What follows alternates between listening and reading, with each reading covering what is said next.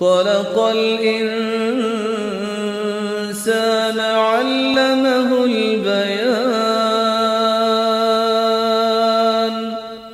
نحمده ونصلي على رسوله الكريم اما بعد فاعوذ بالله من الشيطان الرجيم بسم الله الرحمن الرحيم رب اشرح لي صدري ويسر لي امري واحلل عقدة من لساني يفقهوا قولي۔ لفظی ترجمہ، و اور، اذ جب، قال کہا، ابراہیم علیہ السلام نے، ربی اے میرے رب، اجعل بنا دے، ھذا یہ، بلدن شہر، آمنن امن والا، ورزق اور رزق دے، اہلہ اس کے رہنے والوں کو، من الثمرات پھلوں میں سے، من جو کوئی، آمنا ایمان لائے، منہم ان میں سے، باللہ اللہ پر، والیوم الآخر اور یوم آخرت پر، قال فرمایا، ومن اور جس نے، کفر کفر کیا، فأمتعہ تو میں فائدہ دوں گا اس کو، قلیلاً تھوڑا سا، ثم پھر، اضطرہ میں مجبور کروں گا اس کو، کھینچوں گا اس کو، الی طرف، عذاب النار آگ کے عذاب کے، و اور، بئسا کتنی بری ہے، المصیر لوٹنے کی جگہ، و اور، اذ جب، یرفع بلند کر رہے تھے، اٹھا رہے تھے، ابراہیم علیہ السلام، القواعد بنیادیں، من البیت گھر کی، و اسماعیل اور اسماعیل علیہ السلام، بریکٹ میں لکھیے وہ کہہ رہے تھے، ربنا اے ہمارے رب، تقبل قبول کر لے، منا ہم سے، انکا بے شک تو، انتا تو ہی، السمیع سننے والا ہے، العلیم جاننے والا ہے، ربنا اے ہمارے رب، وجعلنا اور بنا ہم کو، مسلمین فرما بردار، لکا تیرے لیے، و اور،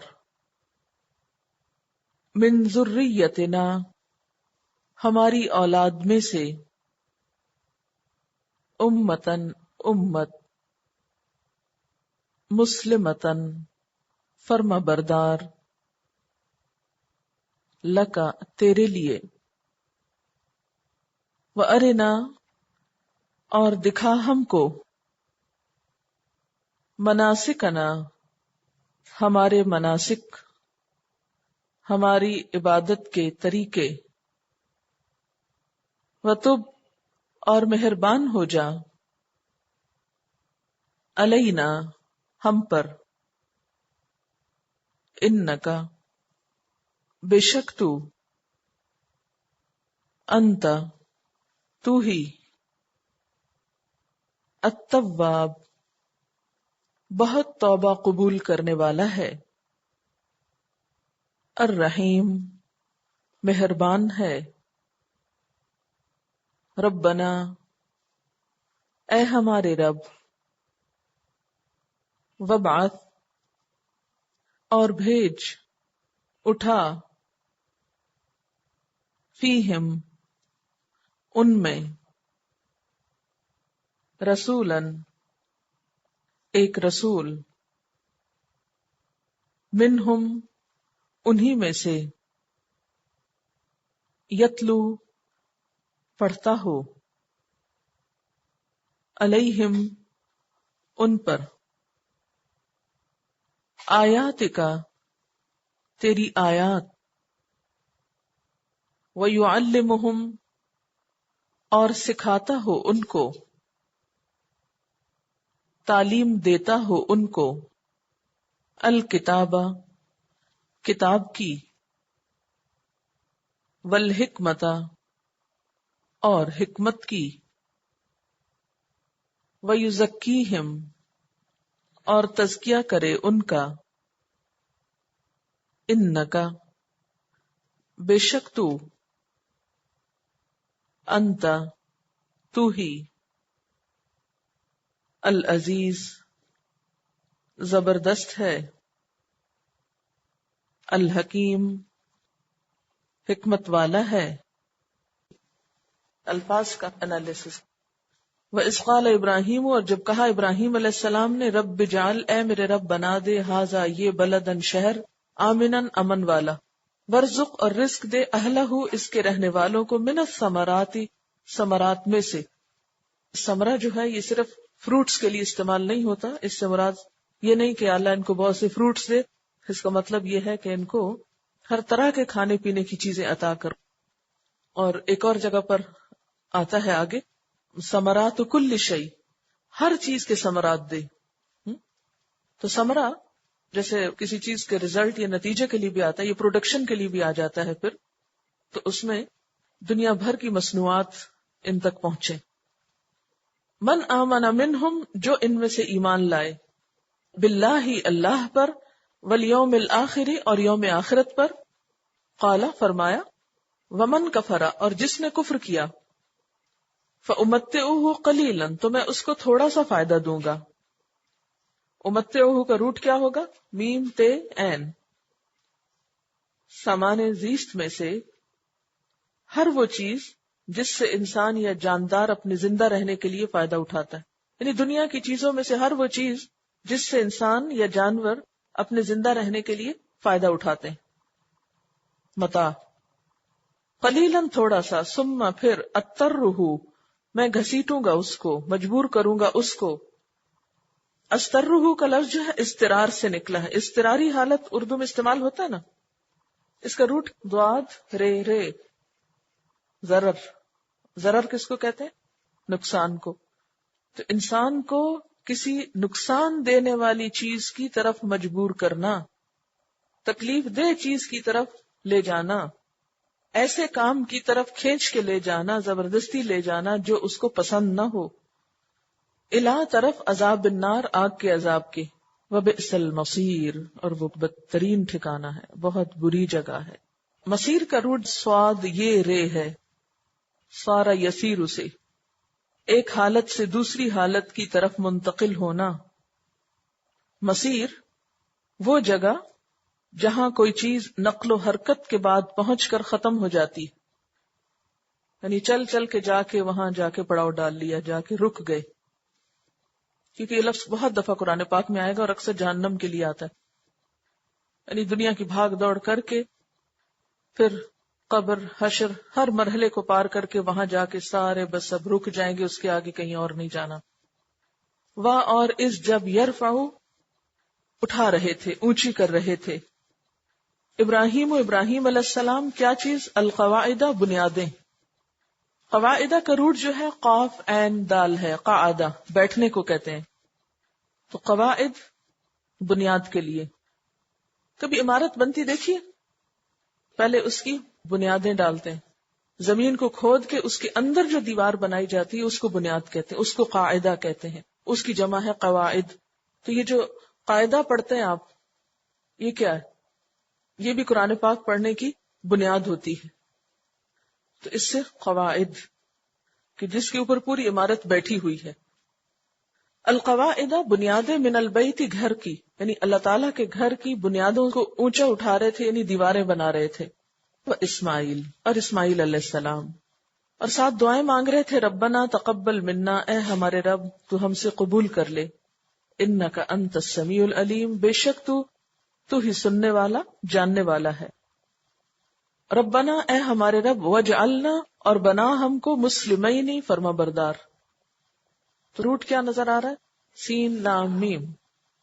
مسلمین دو فرما بردار، یعنی ابراہیم اور اسماعیل علیہ السلام. لکا اپنے لیے، اپنا فرما بردار بنا لے. ومن ذریتنا، اور ہماری نسلوں میں سے، اولادوں میں سے، امتن ایک امت، مسلمتن لک، تیری فرما بردار.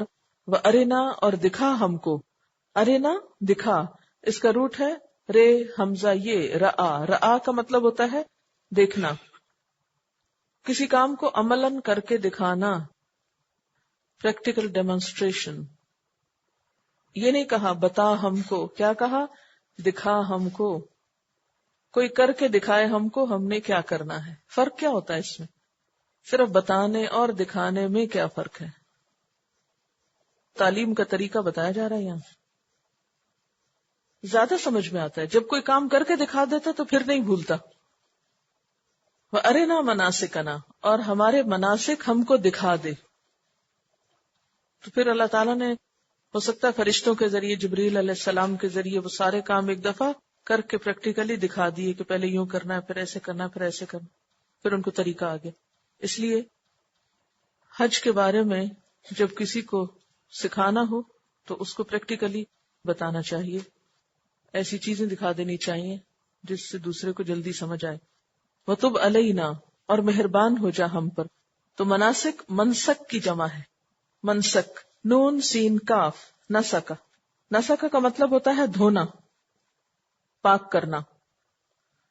نسک قربانی کو کہتے ہیں کیونکہ وہ بھی انسان کو گناہوں سے پاک کرتی اور اللہ تعالیٰ کے تقرب کا ذریعہ بنتی. تو یہاں پر مراد مناسک سے کیا ہے؟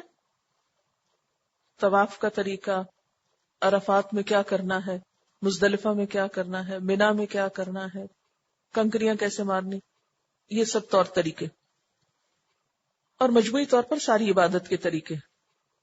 وَتُبْ عَلَيْنَا، اور مہربان ہو ہم پر. اِنَّكَ، بے شک تو، انت تو ہی، التواب، توبہ قبول کرنے والا ہے، الرحیم، بہت مہربان ہے. ربنا، اے ہمارے رب، وَابْعَثْ فِيهِمْ، بھیج یا اٹھا ان میں، رسولاً ایک رسول، منہم انہی میں سے. ایک کیوں کہا؟ ایک کدھر لکھا ہوا ہے؟ رسولاً اسم نکرہ ہے اور نکرہ کے ترجمے میں ایک انڈرسٹوڈ ہے. منہم ان میں سے، یتلو علیہم، پڑھتا ہو ان پر، تلاوت کرتا ہو ان پر، آیات کا، تیری آیات کی، وَيُعَلِّمُهُمْ، اور ان کو تعلیم دیتا ہو. علّمَ یعلم، تعلیم، کتاب کی، والحکمت، اور حکمت کی. حکمت جو ہے اس کا روٹ ہے کاف میم. حکم، وہ قوت یا صلاحیت جس سے انسان معاملات کا فیصلہ حق کے مطابق کرتا ہے. یعنی گویا حکمت فیصلہ کرنے کی صلاحیت ہے، یعنی ڈیسیژن پاور، اور صحیح طور پر فیصلہ کرنے کی صلاحیت، یعنی کون سا کام کس وقت، کب، کیسے، کہاں کرنا ہے، یہ ہوتی ہے حکمت. کس وقت پیار سے بات کرنی ہے، کس وقت ڈانٹ سے بات کرنی ہے، کس وقت خوش ہونا ہے، کس وقت ناراض ہونا ہے. تو یہ ہر وقت جو فیصلے ہم اپنے اندر کرتے ہیں نا کہ اب یہ کام ایسے کرنا ہے، تو جو شخص صحیح فیصلہ اپنے اندر کر لیتا ہے کہ اب مجھے یہ کرنا چاہیے، تو وہی حکمت سے کام لیتا ہے اور کامیاب ہوتا ہے. قرآن پاک میں آتا ہے وَمَن يُؤْتَ الْحِكْمَةَ فَقَدْ أُوتِيَ خَيْرًا كَثِيرًا، جس کو حکمت مل گئی حکمت کہاں سے مل گئی؟ کوئی آسمان سے اترتی ہے؟ سب کو اللہ نے دی تو ہے قوت فیصلہ، لیکن کچھ لوگ اس کو صحیح استعمال نہیں کرتے، سستی کے مارے یا غفلت کی وجہ سے یا لاپرواہی کی وجہ سے یا اپنی خواہشات کی پیروی کی وجہ سے. لیکن جو لوگ اپنی نگاہوں کو کھول کے رکھتے ہیں، اپنے انجام پہ غور کرتے ہیں، ان کی یہ صلاحیت بہت اچھی ہو جاتی ہے. اب اس کے لیے دعا بھی مانگنی چاہیے اللہ تعالیٰ سے. تو یہ بہت بڑی نعمت ہے. وَمَن يُؤْتَ الْحِكْمَةَ، جس کو حکمت مل گئی، فَقَدْ أُوتِيَ خَيْرًا كَثِيرًا، اس کو بہت بڑی خیر مل گئی، بہت بڑی نعمت مل گئی. تو عام طور پر ہم زندگی میں خطائیں کیوں کرتے ہیں یا ہم غلط راہوں پہ کیوں چل پڑتے ہیں؟ کیونکہ ہماری قوت فیصلہ درست نہیں ہوتی. اب دیکھیے کہ اللہ تعالیٰ نے تعلیم تو سب قرآن پاک میں دی ہے.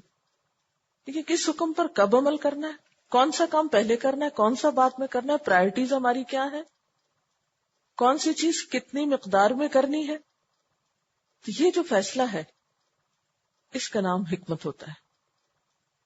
اس میں کچھ چیزیں انسان علم سے حاصل کرتا ہے، کچھ لوگوں کی صحبت سے حاصل کرتا ہے کہ کون کس وقت کیا کام کیسے کر رہا ہے. یہ چیز صرف نالج سے نہیں حاصل ہوتی، یہ چیز صرف علم سے حاصل نہیں ہوتی، اس کے لیے صحبت بہت ضروری ہوتی ہے. لیکن یہاں حکمت سے مراد نبی صلی اللہ علیہ وسلم کی سنت ہے، سیرت ہے، آپ کی زندگی ہے. قرآن پاک میں تو اللہ تعالیٰ کے احکامات تھے، لیکن حکمت سے کیا چیز ملی کہ ان احکامات پر عمل کیسے کرنا ہے. یہ آپ کے اسوہ حسنہ سے ہم کو ملی چیزیں. وَيُزَكِّيهِمْ، اور ان کو پاک کرے. تزکیہ اس کا روٹ ہے زے کاف واو، پاک اور صاف کرنا، نشو نما دینا، یعنی لوگوں کے عقائد کو، سوچوں کو، خیالات کو، گفتگو کو، اخلاق کو، کردار کو، اعمال کو پاک اور صاف کرے اور انہیں نشو نما دے، یعنی ان میں سے جو اچھی چیزیں ہیں ان کو انکریج کرے. انکا، بے شک تو، انت تو ہی، العزیز زبردست ہے، الحکیم حکمت والا ہے. چلیے تفسیر. وَإِذْ قَالَ ابراہیم، اور جب ابراہیم علیہ السلام نے کہا تھا، رب اجعل هذا بلدا آمنا، اے میرے رب اس شہر کو امن والا بنا دے، پرامن بنا دے. کس شہر کو؟ مکہ کے شہر کو. وارزق اہلہ، اور اس کے رہنے والوں کو رزق عطا کر. کیسا رزق؟ من الثمرات، پھلوں میں سے، یعنی ہر قسم کی نباتات اور ہر قسم کی کھانے کی چیزیں.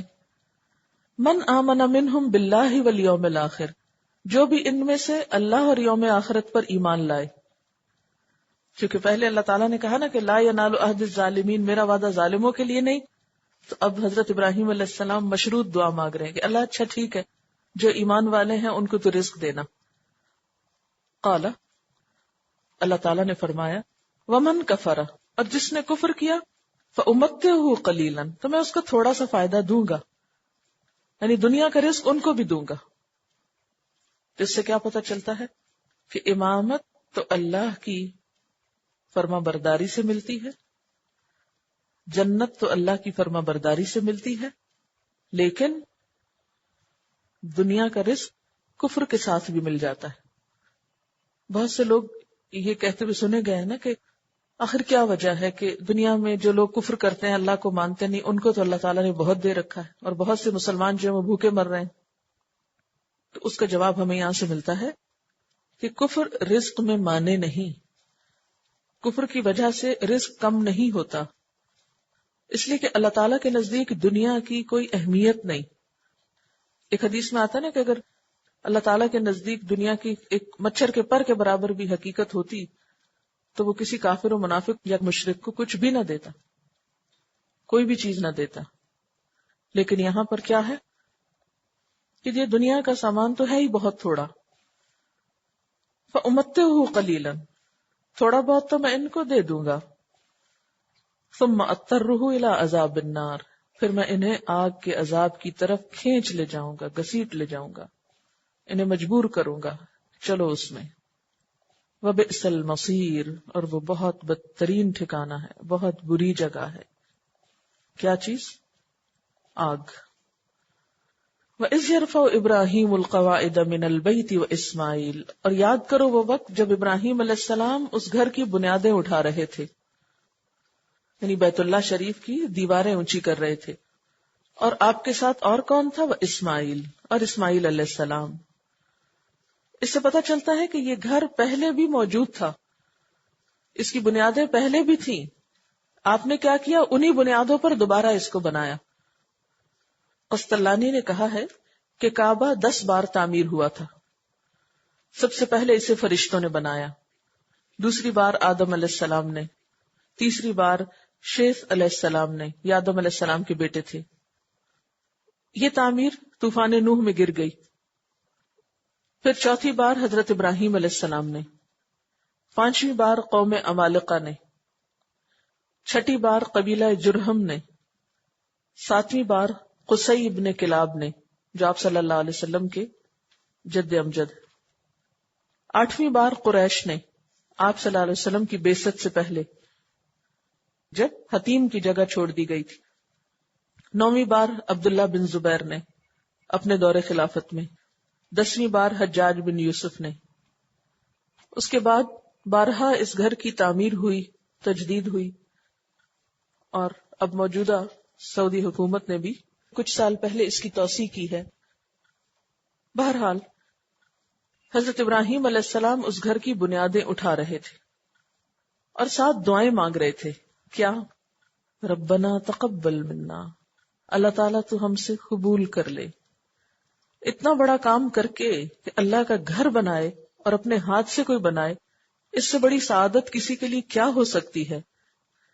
لیکن ساتھ ہی آپ دیکھیں عاجزی کا کیا حال ہے کہ اللہ تو قبول کر لے۔ ہم تو چھوٹی سی نیکی کر کے اترانے لگتے ہیں اور اپنے آپ کو بڑی چیز سمجھنے لگتے ہیں، لیکن یہاں کیا عالم ہے؟ اتنا بڑا کام کر کے فکر کس بات کی ہے؟ قبولیت کی، کہ اللہ قبول کر لے۔ انک انت السمیع العلیم، بے شک تو دعاؤں کا سننے والا، جاننے والا ہے، تو ہماری دعائیں سن رہا ہے، تو ہمارے دلوں کے حال جانتا ہے کہ ہم کس محبت اور کس خوشی کے ساتھ یہ سب کچھ کر رہے ہیں۔ ربنا، اے ہمارے رب، وجعلنا، بنا لے ہم کو، مسلمین لکا، اپنا فرما بردار، اللہ ہمیں اپنا فرما بردار بنا لے، اپنا تابع دار کر لے، اپنی اطاعت کرنے والا بنا لے۔ ومن ذریتنا، اور ہماری اولاد میں سے بھی امتا مسلمتا لک، ایک پوری امت اٹھا جو تیری فرما بردار ہو، یعنی یہ فرما برداری صرف ہمارے لیے ہی نہ رہ جائے، ہماری اولادوں میں بھی ہو۔ ہم تو 2 ہیں لیکن آگے ہماری اولاد میں سے پوری امت اٹھا۔ دیکھیں کہ کتنے دور رس تھے، کتنے بصیرت رکھتے تھے ابراہیم علیہ السلام، کتنی دور کی سوچ رہے ہیں، آنے والے وقتوں کی سوچ رہے ہیں۔ تو مومن کی نگاہ جو ہوتی ہے وہ صرف وقتی چیزوں کو نہیں دیکھتی، وہ بعد کے حالات کو بھی دیکھتی کہ میرے دنیا سے جانے کے بعد کیا ہوگا، پھر ہماری اولاد کس حال میں ہوگی، پھر ان کے بچے کس حال میں ہوں گے۔ ان سب کے لیے دعا کہ اللہ ان کو بھی فرما بردار بنا۔ اور پھر صرف اتنا نہیں کہا کہ ہمیں اپنا فرما بردار بنا، بلکہ یہ بھی کہا وہ ارنا مناسکنا، ہمیں عبادت کے طریقے بھی سکھا دے۔ یعنی واقعی سچے دل سے وہ فرما برداری کی دعا مانگ رہے ہیں، تبھی تو طریقے جاننے کے لیے کہہ رہے ہیں کہ یا اللہ ہمیں طریقے سکھا دے، کیونکہ صرف جذبہ کافی نہیں ہوتا۔ مثلا ہم سب بہت دعویٰ کرتے ہیں ہمیں اسلام سے بڑی محبت ہے، لیکن اپنے اندر کوئی اسکل پیدا نہیں کرتے، کوئی اسکل ڈیولپ نہیں کرتے، کوئی قابلیت حاصل نہیں کرتے، کچھ کر کے نہیں دکھاتے کہ واقعی پھر ہم اسلام کی خدمت بھی کریں۔ تو یہاں پر کیا ہے کہ اللہ ہمیں فرما بردار تو بنا، مگر ہمیں کام کرنا بھی سکھا کہ کس طرح تجھ کو راضی کریں، کیونکہ اللہ تعالیٰ کے ہاں محض جذبے اور محض باتیں کافی نہیں ہوا کرتی، کچھ کر کے دکھانا چاہیے، اور کرنے کے لیے کرنے کا طریقہ آنا چاہیے۔ تو اس لیے کہتے ہیں ارے نہ، دکھا دے ہم کو، کوئی کر کے ہمیں دکھا دے تاکہ ہمارے سامنے عمل کے کوئی نمونے ہوں جنہیں دیکھ کر ہم بھی عمل کر سکیں۔ یعنی صرف یہ نہیں کہا بتا ہم کو، سنا ہم کو، پڑھا ہم کو، کیا کہا؟ دکھا ہم کو۔ مناسکنا، عبادت کے طور طریقے، وتب علینا، اگر پھر کوئی کمی کوتاہی ہو جائے تو ہم کو معاف کر دینا، ہم پہ مہربان ہو جانا۔ انک انت التواب الرحیم، بے شک تو توبہ قبول کرنے والا مہربان ہے. کتنی گہری بصیرت والی دعائیں ہیں نا. اللہ فرما بردار بنا، ہمارے بچوں کو بھی بنا، اور پھر ہمیں عبادت کے طریقے سکھا، اور پھر کوئی کمی کوتاہی ہو جائے تو معاف بھی کر دینا، کوئی بھول ہو جائے، کوئی چیز اعلیٰ مرتبے سے رہ جائے تو ہم پر مہربان ہو جانا، ہمیں نہ پکڑنا. پھر ربنا، اے ہمارے رب، وابعث فیہم رسولا منہم، بھیج ان میں ایک رسول انہی میں سے. بعثہ کا مطلب کیا ہوتا ہے؟ کسی چیز کو اٹھا کھڑا کرنا اور سامنے کرنا. یا اللہ ایک رسول ان میں سے اٹھا کھڑا کر اور ان کے سامنے لیا. وہ کیا کرتا ہو؟ یتلو علیہم آیاتک، ان پر تیری آیات کو پڑھتا ہو، تیری آیات پڑھ کر سناتا ہو. وَيُعَلِّمُهُمُ الْكِتَابَ، اور انہیں کتاب کی تعلیم دیتا ہو. وَالْحِکْمَةَ، اور حکمت سکھاتا ہو. وَيُزَكِّيهِمْ، اور ان کا تزکیہ کرتا ہو. تو کیا کچھ مانگا؟ کس چیز کا معلم مانگا؟ آیات کی تلاوت کا، کتاب کی تعلیم کا، حکمت کی تعلیم کا، اور تزکیہ کا. کتنی خوبصورت دعا ہے. انسانوں کی اصلاح کا یہی 4 نکاتی پروگرام ہے. سلیبس بتا دیا گیا ہے. نمبر 1، یتلو علیہم آیاتک، پہلا کام جو آنا چاہیے وہ آیات کی تلاوت ہے. اور کیسی تلاوت؟ یتلونہ حق کا تلاوت ہی، جیسے اس کا حق ہے. اس کے بعد کتاب کی تعلیم. اس سے کیا پتہ چلتا ہے؟ تلاوت اور تعلیم میں فرق ہے، ورنہ تو تلاوت ہی کافی تھی. تلاوت میں ریڈنگ کا حق بھی آتا ہے اور اس کے بعد اس کا مفہوم بھی آتا ہے، لیکن تعلیم میں مزید غور و فکر آتا ہے. تلاوت تو کوئی بھی کر کے سنا سکتا ہے آپ کو، لیکن تعلیم اس کو باقاعدہ خود سیکھنا کہ اپنے اندر صلاحیت پیدا ہو. اور صرف کتاب ہی کافی نہیں، بلکہ اس کے ساتھ حکمت کی کتاب پر عمل کیسے کیا جائے. اور اس کے لیے بہترین نمونہ کون ہے؟ نبی صلی اللہ علیہ وسلم. تو ہمیں آپ کی سیرت، آپ کے فیصلے، آپ کے طریقے وہ بھی سکھا.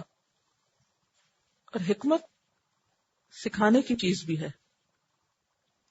حکمت جو ہے صرف یہ نہیں کہا گیا کہ انہیں حکمت دے دے، بلکہ کیا کہا گیا ہے؟